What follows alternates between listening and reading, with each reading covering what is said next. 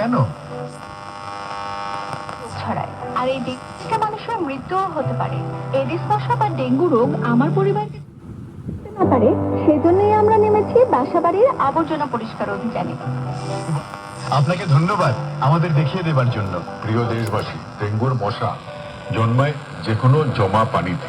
তাই আমার মনে হয় যে আপনাদের বাড়িতে আশেপাশে যেখানে টবের পানি কিংবা ডাব কিংবা এ ধরনের কোনো কৌটা থাকে, যেখানে পরিত্যক্ত পানি থাকে, সেটা প্রত্যেক দিন পরিষ্কার করবেন। সারা দেশে ডেঙ্গু রোগের চিকিৎসা করা যায় এবং সেটা গ্রাম পর্যায়ে, উপজেলা পর্যায়ে। চলুন আমরা সকলে মিলে